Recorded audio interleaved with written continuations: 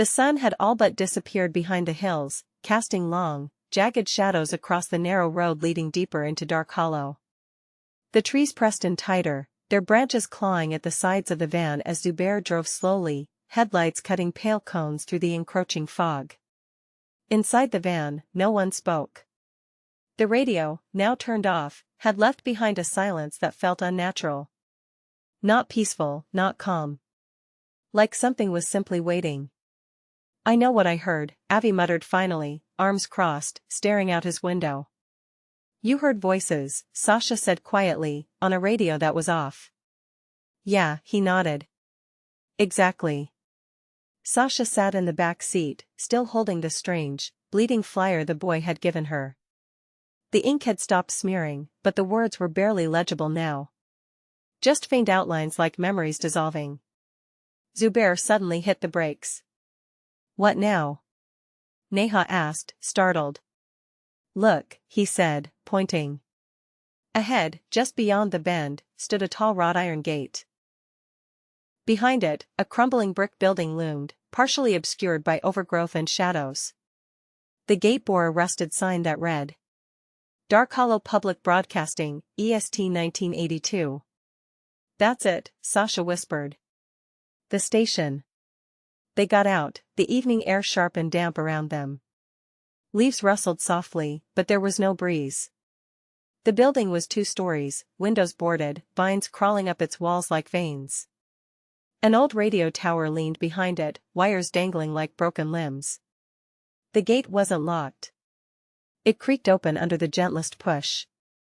"I don't like this place," Zubair murmured. "Feels wrong." Sasha ignored him. Her recorder was already on, red light blinking. "This is Sasha Verma, at the site of Darkhollow Public Broadcasting, where DJ Anay Kapoor vanished live on air in 1995. We're investigating the possible reactivation of 103.3 FM. Neha captured slow, wide shots of the structure. Avi, reluctantly, brought out his portable sound scanner. "There's power here," he said, frowning. "I'm picking up a weak but consistent broadcast signal. Very faint. But the town hasn't used this station in decades," Sasha said. "Then explain this," Avi muttered. He pulled off his headphones and handed them to her. Sasha put them on. Static. Then soft music. A piano melody, off-key, playing in reverse.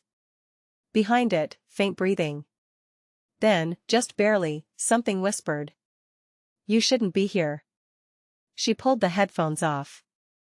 "That's coming from inside?" "It's coming from somewhere," Avi said. "Signal strength goes up the closer we get to the building." They stepped toward the front door. It was boarded up tight. Padlocked. They circled to the back, where a smaller door was ajar. Rotting wood. The hinges groaned in protest.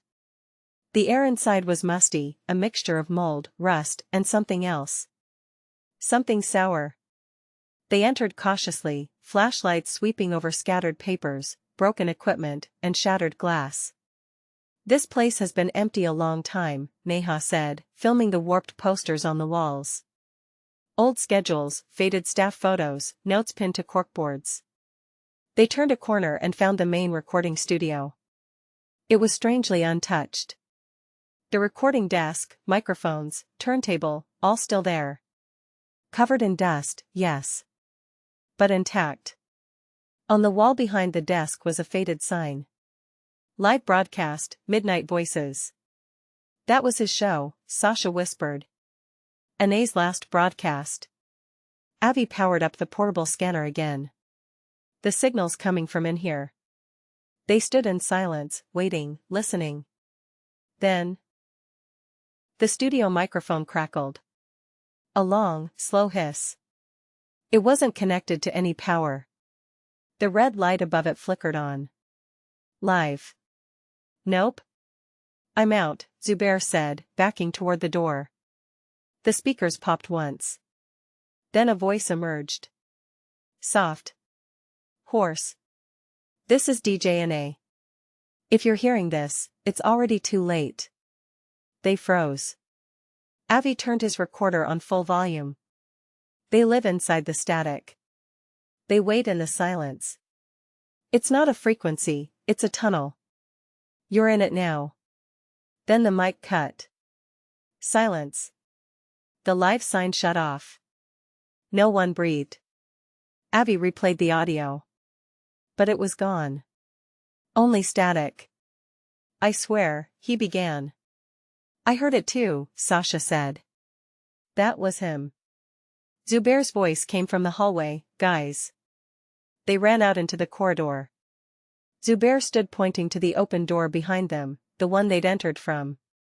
It was now closed. Chained shut from the outside. And through the tiny glass window, they could see fog seeping in. Crawling up the glass. From inside. They tried other exits. All locked.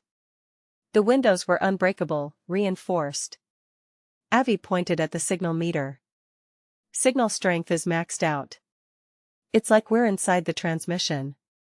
Sasha looked at her recorder. The red light blinked rapidly, faster than it ever had. She played it back. Instead of her voice, the recording played this. We see you now. Don't leave. Stay. Broadcast with us. She dropped the recorder.